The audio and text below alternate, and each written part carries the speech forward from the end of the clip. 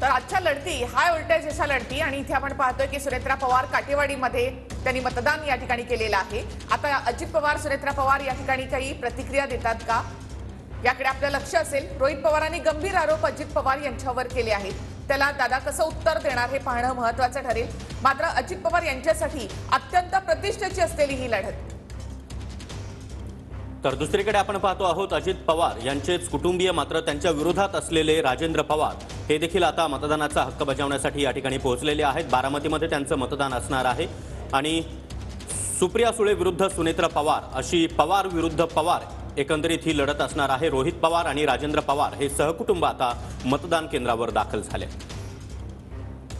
High voltage लढत म्हणून याकडे पाहिलं जात आहे। पवार विरुद्ध पवार, नणंद विरुद्ध भाऊजाई अशी ही लढत पवार कुटुंबामध्येच असलेली लोकसभेची ही लढत। अजित पवार काय प्रतिक्रिया देतात याकडे आपलं लक्ष।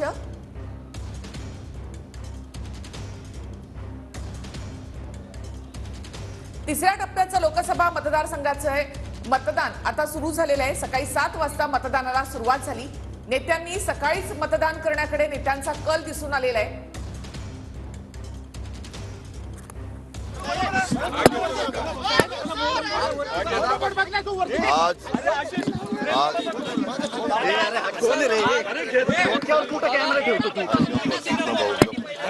आज बारामतीमध्ये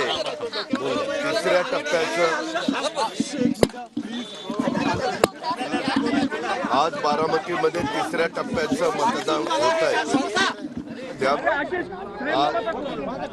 त्या लोकसभा मतदारसंघातनं मी आज माझं बूथ इथला काटेवाडीचा आहे पहिल्यापासून।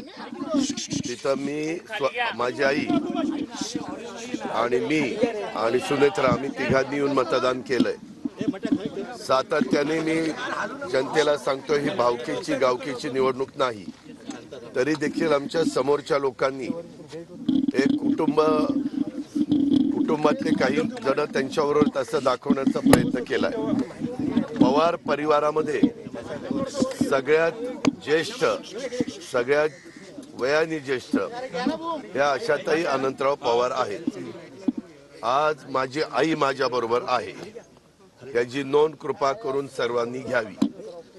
मला आज मतदान करत असताना आम्ही तिघांनी पण मतदान केलंय।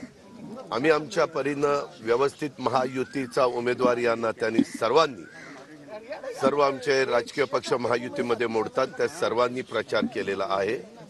प्रचाराच्या रणधुमाळीत वेगवेगळ्या प्रकारचे आरोपांचा धुरळा माझ्यावर उडवलेला आहे। मी त्या गोष्टीला जास्त महत्त्व दिलं नाही।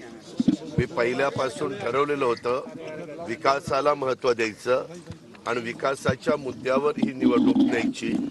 त्या प्रकारे मी माझ्या शेवटच्या सभेमध्ये देखील, ज्याला सांगता सभा म्हणून आपण संबोधता, तिथं पण सगळ्या बारामतीकरांनी प्रचंड प्रतिसाद दिला।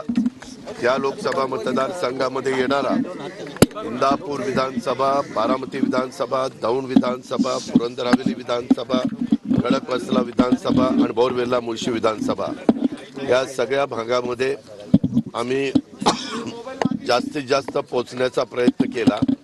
महायुतीचे घटक पक्ष पण सगळेजण तिथं पोहोचत होते आणि प्रत्येक उमेदवार प्रचार करताना निवडून येण्याकरताच प्रचार करत असतो।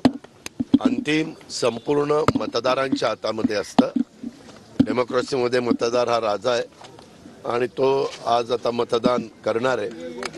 आम्हाला निश्चितपणे एक विश्वास आहे की गेले अनेक वर्ष बारामतीच्या परिसरामध्ये केलेलं काम आणि केंद्रामध्ये नरेंद्र मोदी साहेबांनी गेले 10 वर्षामध्ये केलेलं काम या सगळ्याचा विचार करता बारामती लोकसभा मतदारसंघाच्या सर्वांगीण विकासासाठी केंद्राचाही मोठ्या प्रमाणावर निधी यावा, राज्याचाही निधी मिळावा आणि साही विधानसभा मतदारसंघाचा सर्वांगीण विकास व्हावा हा माझा प्रयत्न राहणार आहे आणि तशा प्रकारचं आव्हान मी संपूर्ण जनतेला केलेलं आहे। जनता आजपर्यंत मला नेहमीच साथ जनतेने दिलेली आहे, याही वेळेस साथ देईल अशा प्रकारचा मला विश्वास आहे। महायुतीच्या सगळ्या घटक पक्षांनी अतिशय चांगल्या पद्धतीचा आत्तापर्यंतचं काम केलेलं आहे। आजचा दिवस आमच्या दृष्टीनं उष्णता भरपूर आहे. काल पण आम्ही बघितलं 42 पर्यंत 43 पर्यंत काही काही ठिकाणी उष्णता होती आणि त्याच्यामुळं सगळ्या कार्यकर्त्यांनी महायुतीच्या मतदारांना बाहेर काढणं हे विरोधी पक्षापुढं पण आव्हान आहे, आमच्या पुढं पण आव्हान आहे. परंतु आम्ही ते आव्हान स्वीकारून म्हणूनच मी सकाळी 7ला येऊन आम्ही तिघांनी मतदान केलंय. आता बाकीचे पण संध्याकाळी 6 पर्यंत मतदान आहे. उन्हाच्या काळामध्ये मतदानावर थोडासा परिणाम होतो, पण सकाळी लवकर मतदारांनी बाहेर येऊन मतदान केलं तर त्यांनी भारताच्या दृष्टीनं एक नागरिक या नात्याने त्यांचा जो हक्क आहे संविधानाने दिलेला आहे, घटनेने दिलेला आहे, त्याचं पालन केल्यासारखं होईल. म्हणून मी आव्हान करीन, जिथं जिथं मतदान आता चाललेलं आहे त्या सगळ्या भागातल्या नागरिकांना मतदारांना की त्यांनी मतदानाच्या निमित्तानं बाहेर येऊन मतदान करावं. कालपर्यंत आशाताई कोल्हापूरमध्ये होत्या, त्यांच्या लेकीकडे तुमच्या मातोश्री सोबत नाहीत अशी चर्चा जी आहे ती चर्चा सुरू होती. कुणी आरोप केला? पैसे वाटपायचे आणि बँकेचे बोरमध्ये पैसे वाटवणे हे काम निवडणूक आयोगाचं आहे. त्याच्या संदर्भामध्ये आजपर्यंत 7 विधानसभेच्या 1 लोकसभेची निवडणूक मी स्वतः लढवलेली आहे. माझा उमेदवार म्हणून मी असले प्रकार कधी करत नाही. कारण असताना दादांत पहिल्यापासून या विरोधकांच्यातले काही बगलबच्चे अशाच प्रकारचे आरोप करत होते, पण मी त्याला फार महत्त्व देत नाही. हे सगळं पाहण्याचं काम, त्याच्यात स्क्वॉड असतं, त्याच्यात पोलीस यंत्रणा असते, त्याच्यात निवडणूक आयोगाचे ऑब्झर्वर असतात, असे सगळे असतात. त्याच्यामध्ये ते आमच्यावर आरोप करतात. मी उद्या आरोप करू शकतो की त्यांनी अतिशय चुकीच्या पद्धतीने ह्या निवडणुकीची हाताळणी केली. अशा पद्धतीने त्यांनी अनेकदा ऐका ना बाबा, 1 मिनिट, तुम्ही काही पण वेड्यासारखा आरोप करता रे. तुम्ही स्वतः 1 मिनिट, तुम्ही स्वतः डीसीसी बँक उघडी बघितली? तुम्ही स्वतः डीसीसी बँक उघडी बघितली आणि तो व्हिडिओ कालचा त्या वेळेचाच होता.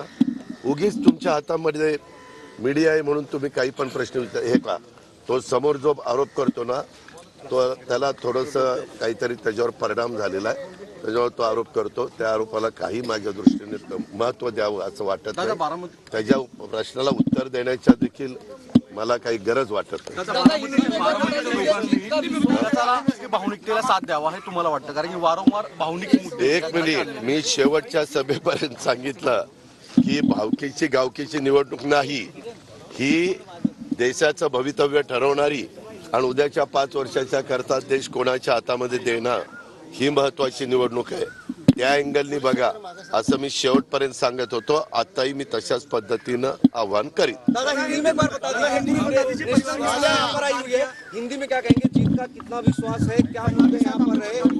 और हर चुनाव में जो भी कैंडिडेट रहते हैं उनके प्रचार के लिए जो कार्यकर्ता काम करते हैं, जो पार्टीज काम करती है, उसको सबको लगता है कि हमारा ही कैंडिडेट जीत के आएगा. अभी तो शुरुआत है. अभी 6 बजना बाकी है. शाम के 6 बजने के बाद कितना परसेंटेज वोटिंग होता है वो सब देखना पड़ेगा. लेकिन मुझे भरोसा है, आप भी देखेंगे कि लोग हमारे कैंडिडेट के पीछे खड़े रहेंगे.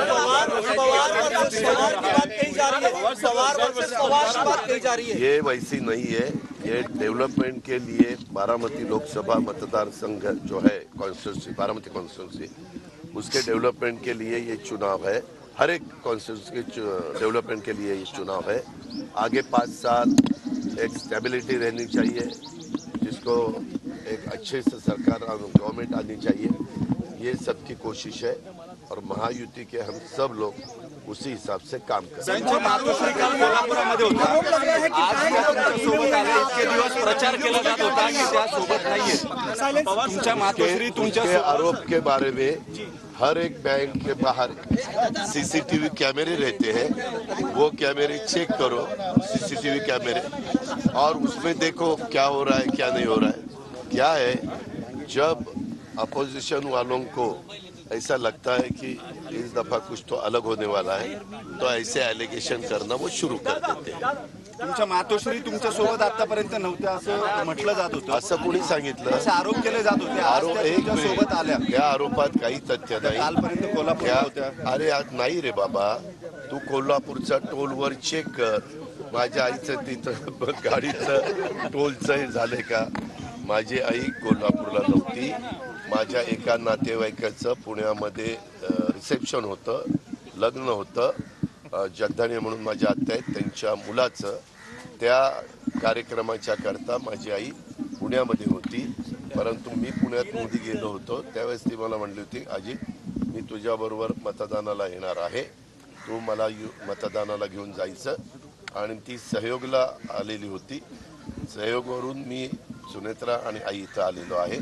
आईचा मला आशीर्वाद आहे, आईचा मला पाठिंबा आहे, कारण शेवटी ती माझी आई आहे. दादा तुम्हाला एकटं पाडण्याचा परिवारामध्ये एकटं पाडण्याचा प्रयत्न केला.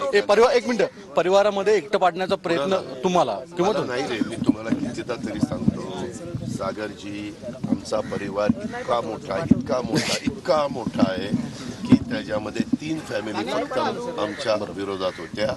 एक साहेबांची फॅमिली, एक श्रीनिवास पवारांची फॅमिली आणि एक राजेंद्र पवारांची फॅमिली. याच्या व्यतिरिक्त कुणीही माझ्या विरोधामध्ये नव्हतं. कारण नसताना माझ्या फॅमिलीला त्याच्यामध्ये इन्व्हॉल्व करू नका.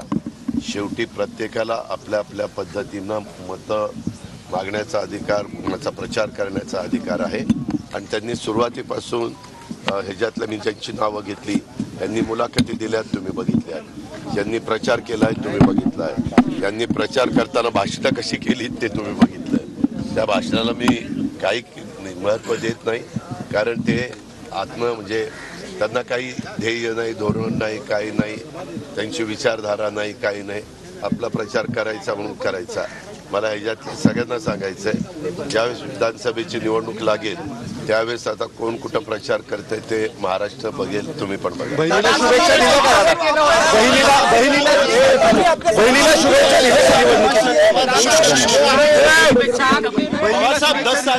यामध्ये सगळ्यांना शुभेच्छा देऊन चालत नाही. मी आमच्या उमेदवाराला शुभेच्छा देतो. मला हे असलं आवडत नाही. इकडेही शुभेच्छा, तिकडेही शुभेच्छा. ही झाली नवखाई शुभेच्छा. जो कॅन्डिडेट निवडून यावा त्यांना आम्ही शुभेच्छा दिलेल्या आहेत.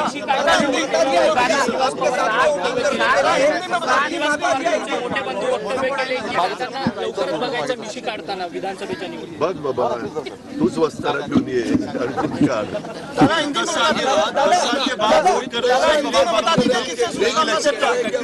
पैसे बांट रहे हैं, पैसों की बारिश हो रही है, कितना तथ्य इसमें? बिल्कुल तथ्य नहीं है, बिल्कुल तथ्य नहीं. पकड़ा गया दादा. अरे पर इसको पूछो ना, वो ऐसा भी करेंगे, उनका ही आदमी भेजेंगे और उनको बोलेंगे तुम ऐसा ऐसा बोल. ऐसा भी कर सकते, वो कोई भी कुछ भी कर सकते, कितने भी नीचे जा सकते हैं.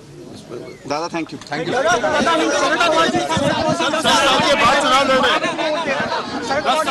साल के बाद वोट करेंगे. क्या इलेक्शन टेक्निक्स है? शरद पवार जी 10 साल बाद बारामती में वोट दे रहे हैं. 10 साल के बाद लागेल मागे घ्या मागे.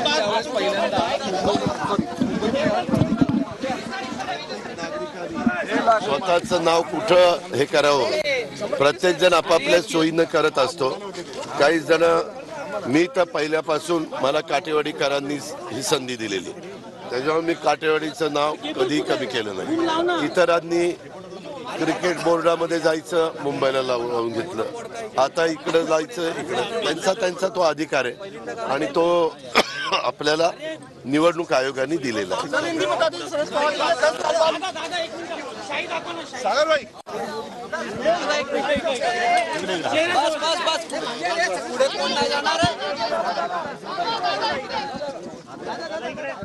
थँक्यू सागर भाई,